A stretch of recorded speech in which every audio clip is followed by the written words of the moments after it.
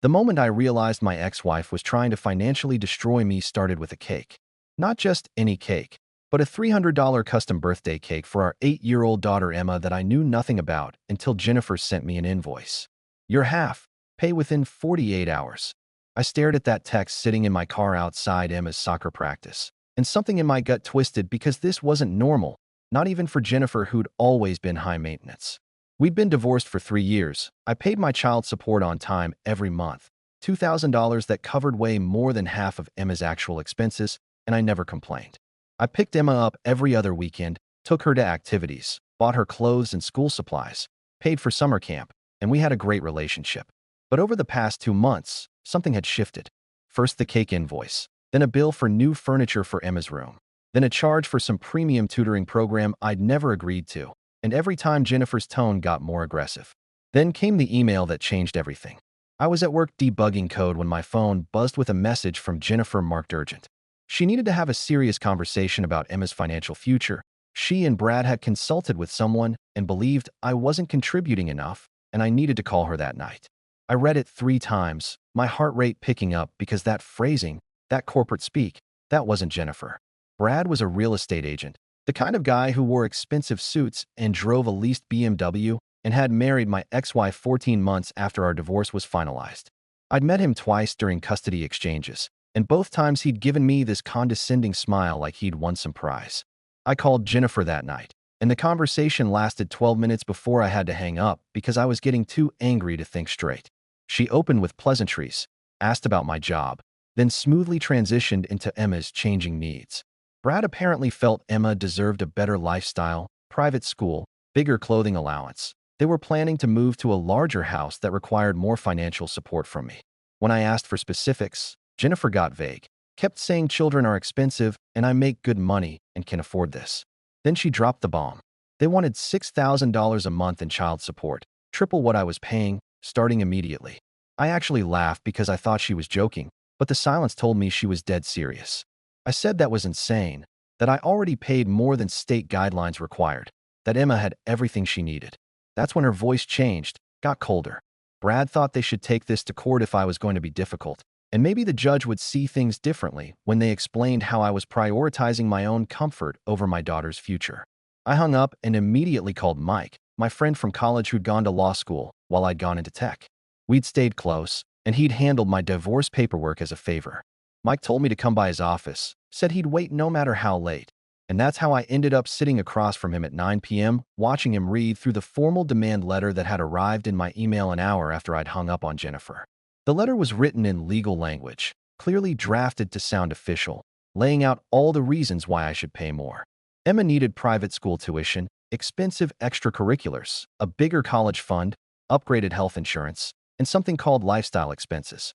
Mike looked up with an expression I'd never seen on him before, somewhere between concern and barely controlled rage. This was one of the most aggressive demand letters he'd seen, where the parent was already paying above guidelines, and something didn't add up. He started firing questions at me about Brad's job, Jennifer's work situation, anything unusual during custody exchanges. That's when it hit me. All the little things I'd been ignoring because I didn't want drama. Emma had mentioned a few weeks ago that Brad was on his phone a lot. Seemed stressed, that she'd heard him and Jennifer arguing about bills late at night. I'd chalked it up to normal couple stuff, but now it took on different meaning. Mike leaned back and tapped his pen against the desk. He wanted me to agree to mediation to buy us time, but I shouldn't agree to anything. And meanwhile, he needed me to pay close attention to everything Emma told me about their household. I drove home that night with my mind racing, replaying every interaction with Jennifer over the past 2 months, every weird comment Emma had made, every expensive bill that had shown up. When I picked Emma up that weekend, I wasn't planning to interrogate her, but kids talk when they're comfortable, and Emma always chatted nonstop during our Saturday morning pancake breakfasts. She told me about school, friends, the new video game she wanted, and then casually mentioned they might not be getting the pool Brad had promised because money was tight. I kept my face neutral and asked what she meant, and she shrugged in that way 8-year-olds do when they're repeating something they don't fully understand. Brad keeps saying we need more money, and Mommy gets upset when he talks about asking you for more. But Brad says you have plenty, and you're just being cheap. Those words, coming out of my daughter's mouth in her innocent voice, made something inside me snap into focus. This wasn't about Emma at all. This was about Brad, and whatever financial mess he'd gotten into, he'd decided I was going to be the solution. I spent the rest of that weekend being the fun dad, took Emma to the arcade and park and made sure she had a great time. But in the back of my mind, I was already planning my next move. Monday morning, I called Mike and told him everything Emma had said, and he went quiet for a long moment. He thought we needed to do some digging before mediation, because if Brad was in financial trouble, that changed everything, and he had a friend who specialized in this kind of investigation. That's when I realized this wasn't going to be a simple negotiation. This was going to be a fight, and I needed to know exactly what I was up against before walking into that room with Jennifer and Brad and their demands. The mediation was scheduled 3 weeks out, giving Mike and his investigator time to work. I agreed through email, keeping my response professional and brief, saying I was willing to discuss Emma's needs constructively. Jennifer's response came back within an hour, way too cheerful, way too confident, like she'd already won. She thanked me for being reasonable and mentioned Brad was looking forward to working this out like adults. That phrase stuck with me because it implied I'd been acting like a child by not immediately agreeing to triple my payments. The following 2 weeks were strange because I had to act completely normal during weekend visits with Emma while simultaneously knowing someone was digging into Brad's financial life. Emma and I had our regular routine, Saturday pancakes at our favorite diner, then bookstore or movies, or hanging out at my apartment playing video games. She was a great kid, smart and funny and easy to be around, and every time I looked at her I got angry that Jennifer and Brad were using her as a pawn. During our second weekend together, Emma mentioned they'd canceled their planned Disney World trip, the one Brad had been promising for months, because something came up with work. She seemed disappointed but not devastated, and I made a mental note to tell Mike, because a guy pushing for $6,000 a month probably shouldn't be canceling expensive family vacations. The day before mediation, Mike called and asked me to come by his office early, said he had information I needed to see. I left work at 4 and drove straight there, my stomach in knots because Mike's voice had that tone lawyers get when they found something big. He was waiting with a manila folder on his desk, and the moment I sat down, he slid it across without saying a word. Inside were printouts of public records, court filings, liens, and financial documents that painted a picture I hadn't expected. Brad wasn't just in a little financial trouble. He was drowning, and he'd been drowning for at least 18 months, which meant he was already in deep when he married Jennifer. His real estate business had taken major hits during a market downturn. He'd made risky investments that hadn't paid off, and he'd started borrowing money to cover losses. 3 liens against his business, 2 credit card judgments, and a lawsuit from a former business partner claiming Brad had misappropriated funds. The numbers were staggering, easily over $200,000 in debt, not counting mortgages or car payments. Mike pointed to one document in particular, a lien filed just 2 months ago against the house Jennifer and Brad lived in. The house I'd assumed was theirs, but was apparently mortgaged to the hilt with an additional claim against it. Mike explained Brad had likely used Jennifer's credit to secure some loans, which meant she was on the hook too, whether she knew it or not. The real kicker was the gambling, because tucked in the back were records from a civil case where Brad had been sued for unpaid gambling debts. And while the case had been settled, it showed a pattern that explained a lot.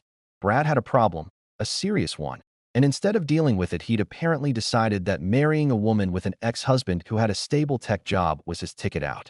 I sat there staring at these documents, feeling a mix of anger and something close to pity for Jennifer, because whatever her faults, she didn't deserve to be manipulated like this.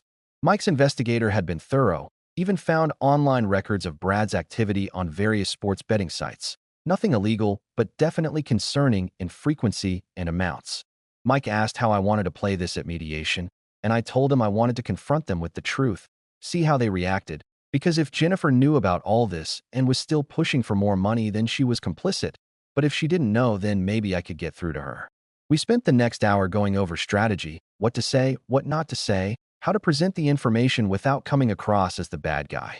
The mediation was scheduled for 10 a.m. the next morning at a neutral office downtown, and I barely slept that night thinking about how this was going to go down, wondering if Jennifer had any idea what kind of man she'd married, and hoping that at the end of all this Emma would be protected from whatever financial disaster was about to hit her mother's household. The mediation office was one of those aggressively neutral spaces designed to make everyone equally uncomfortable, beige walls and generic landscape paintings, and a conference table that looked like it had witnessed 1,000 failed negotiations.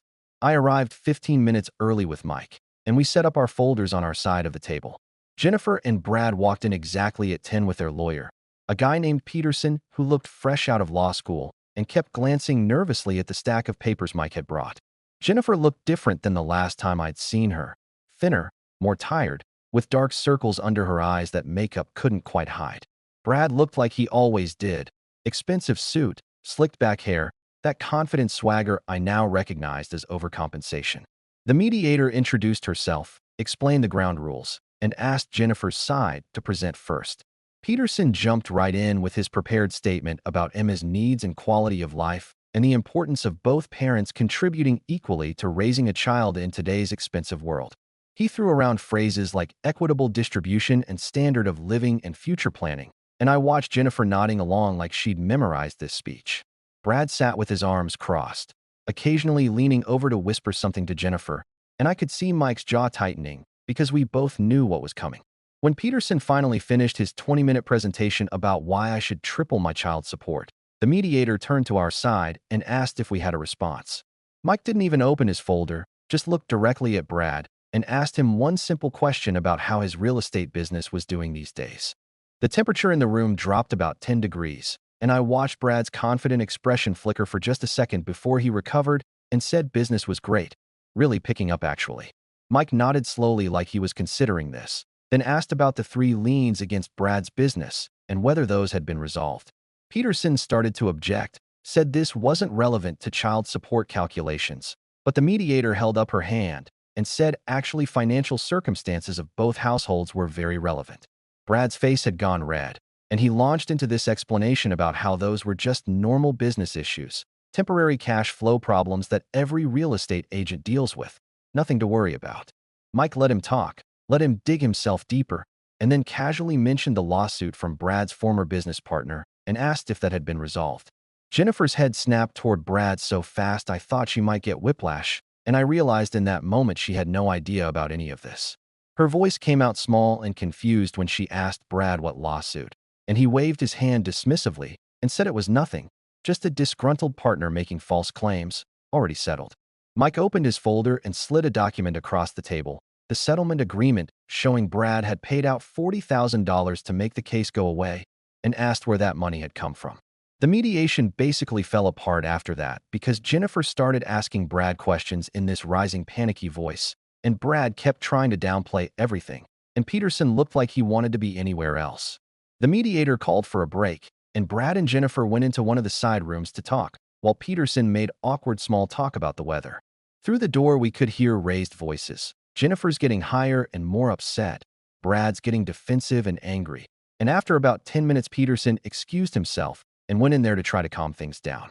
Mike leaned over and told me this was going better than he'd expected, that Jennifer's reaction was genuine surprise, which meant we might be able to work something out that protected Emma without a court battle. When they came back, Jennifer looked like she'd been crying, and Brad looked furious, and Peterson suggested they reschedule to give everyone time to process this information. I almost agreed, but then Mike did something I wasn't expecting. He looked at Jennifer, not Brad, just Jennifer, and told her he was concerned about Emma's welfare given the financial instability in her household, and that maybe we should discuss a temporary adjustment to the custody arrangement until things stabilized. Brad exploded, started yelling about how I was trying to take his stepdaughter away, how this was a manipulation tactic, how he'd make sure the judge heard about this aggressive behavior. The mediator threatened to end the session, and Mike calmly responded that he was simply concerned about a child living in a home where the mortgage was in default and the primary male figure had significant gambling debts. That's when Jennifer stood up and walked out, just left the room without saying a word, and after a moment of stunned silence Brad followed her.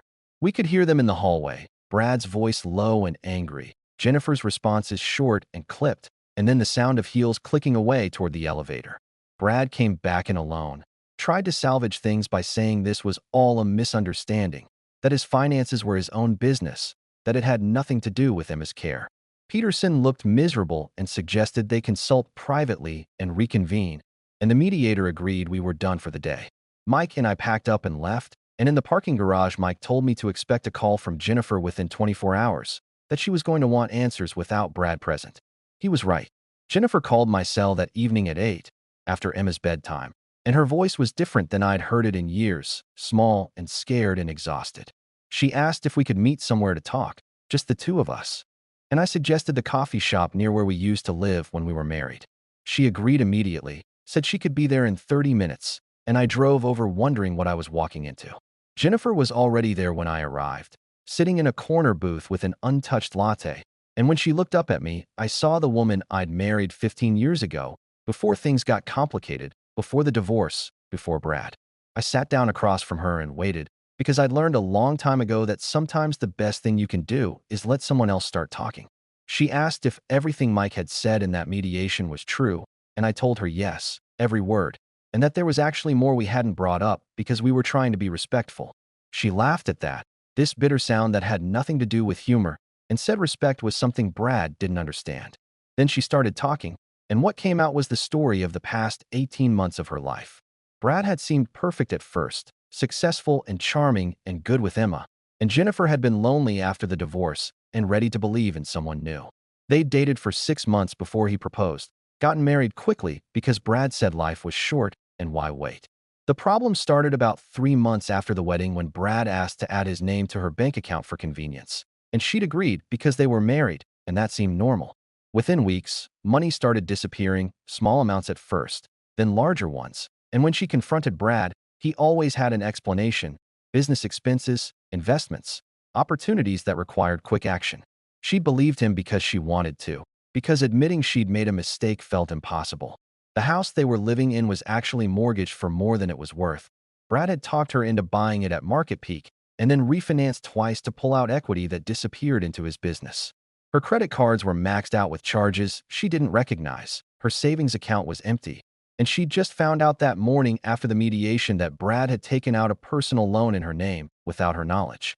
She was looking at me with tears running down her face, and I felt this complicated mix of emotions because part of me wanted to say I told you so, wanted to remind her she'd left me because I was boring and predictable, but mostly I just felt sad for her and worried about Emma. I asked her directly if Emma was safe, if there was any reason to be concerned about her physical welfare, and Jennifer said no. Brad had never been anything but good to Emma. This was purely financial.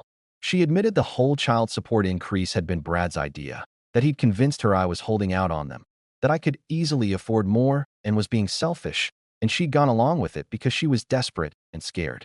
Brad keeps saying we need more money, that if we can just get through this rough patch, everything will be fine, but I don't think there is enough money in the world to fix whatever hole he's dug.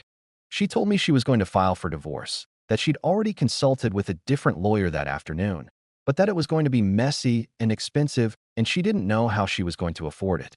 I sat there processing all of this, thinking about Emma and what this meant for her, and then I made a decision that surprised even me. I told Jennifer I would help her, not financially because I wasn't going to enable Brad's problems, but I would connect her with Mike who could recommend a good divorce attorney, and I would be flexible with custody during the transition to make things easier for Emma.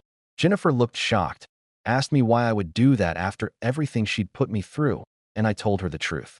Because at the end of the day, we were both Emma's parents, and Emma needed her mom to be stable and healthy, and if that meant helping Jennifer escape from Brad's financial disaster, then that's what I was going to do. We talked for another hour, working out the practical details, and when we left that coffee shop, I felt like maybe we'd turned a corner toward actually co-parenting like adults instead of enemies. But I also knew this was far from over, because Brad wasn't going to let Jennifer go without a fight, especially not when he was counting on my child support money to bail him out of his mess.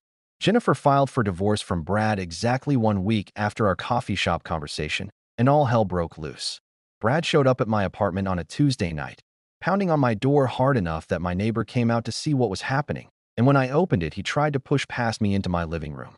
I blocked him, told him he needed to leave, and he started yelling about how I'd poisoned Jennifer against him, how I was trying to destroy his life because I was jealous, how he was going to make sure I regretted interfering in his marriage. My neighbor had already called building security, and when they arrived, Brad was still standing in my doorway making threats, which meant there was now a documented incident report that Mike said would be useful later. The divorce process moved faster than anyone expected because Jennifer's new lawyer, a sharp woman named Caroline that Mike had recommended, found evidence that Brad had been forging Jennifer's signature on loan applications and credit card agreements. That moved things from messy divorce into potential fraud territory, and suddenly Brad was facing bigger problems than just losing his wife. During all of this, Emma stayed with me more than our usual custody arrangement allowed, and Jennifer and I worked out a temporary schedule that gave Emma stability while her mom dealt with the legal nightmare. Emma asked questions, of course, wanted to know why she wasn't staying at mommy's house as much, why Brad wasn't around anymore, and Jennifer and I sat down with her together to explain in age-appropriate terms that sometimes adults make mistakes and have to fix them. Emma took it better than I expected, said she kind of missed Brad, but also that it had been stressful listening to him and mommy fight about money all the time. And that confession broke my heart because kids should never have to worry about adult financial problems. The real breakthrough came about 6 weeks into Jennifer's divorce proceedings when Caroline's investigator uncovered the extent of Brad's gambling problem. This wasn't occasional sports bets or a weekend in Vegas. This was daily activity on multiple online gambling platforms, tens of thousands of dollars moving through accounts every month, and a pattern that went back years before he'd even met Jennifer. Caroline subpoenaed Brad's financial records, and what came out was staggering. He'd lost nearly $300,000 gambling over a 4-year period, had borrowed from loan sharks when legitimate credit dried up, and was being threatened by people who weren't going to accept payment plans. That's when I understood why Brad had been so desperate for my child support money to triple. He wasn't just trying to maintain a lifestyle, he was trying to stay ahead of some very dangerous people. Mike suggested I file for a formal custody modification given the instability in Jennifer's household, not to take Emma away from her mom, but to ensure legal protection if Brad tried anything desperate. The court hearing for my custody modification happened on the same day as Jennifer's divorce hearing, and we all ended up in the same courthouse, different rooms, but similar battles. Mike presented our case to the family court judge, showing the timeline of Brad's financial deception, the gambling debts, the threats he'd made at my apartment, and the documented instability Emma had been exposed to. Jennifer actually testified on my behalf, told the judge she supported increased custody with me until her situation stabilized, that she wanted what was best for Emma even if it meant admitting her own household wasn't safe right now. The judge, an older woman who'd probably seen every custody battle variation imaginable, listened to everything and then made a decision that was both fair and practical. She granted me primary custody temporarily, with Jennifer getting regular visitation and the understanding that we'd revisit the arrangement in 6 months after Jennifer's divorce was finalized and her housing situation stabilized.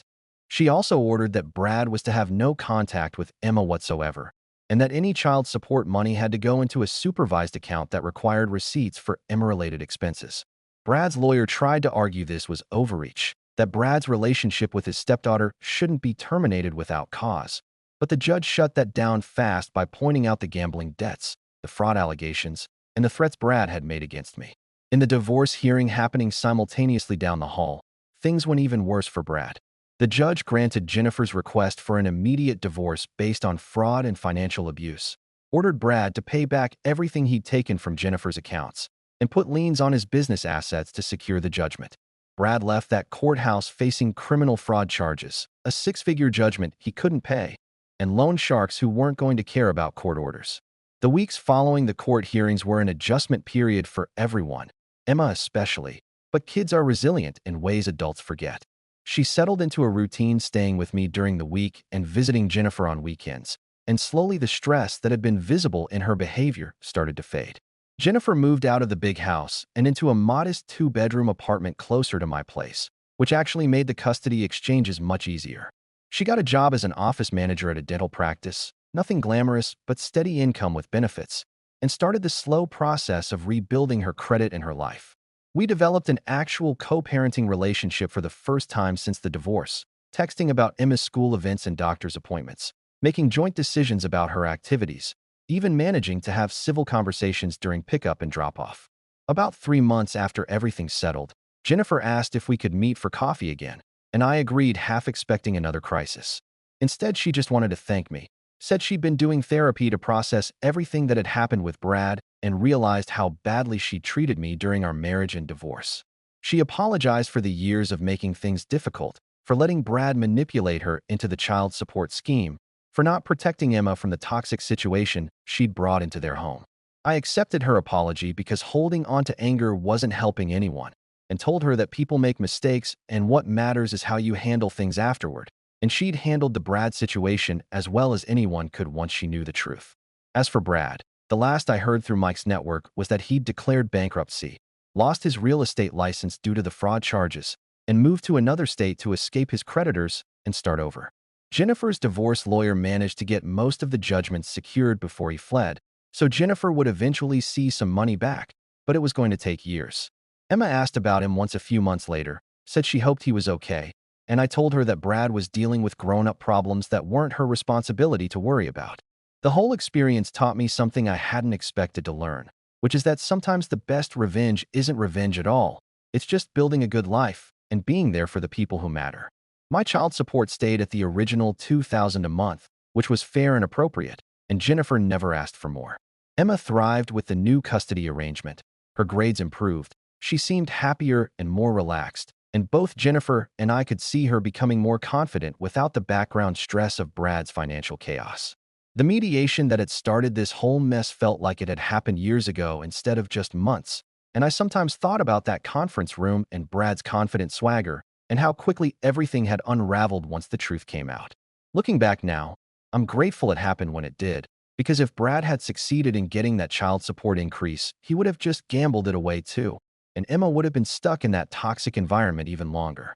Jennifer and I weren't friends exactly, probably never would be, but we were successful co-parents who both loved our daughter and wanted the best for her, and honestly, that was more than a lot of divorced couples could say. The child support battle that could have destroyed multiple lives ended up being the catalyst that saved Emma from a bad situation and gave Jennifer and me a chance to finally figure out how to be decent to each other. Sometimes life works out in unexpected ways, and sometimes the trash really does take itself out, and the best thing you can do is focus on building something good from whatever pieces are left. What do you think about this story? Let me know in the comments, drop a like, and don't forget to subscribe for more real-life stories.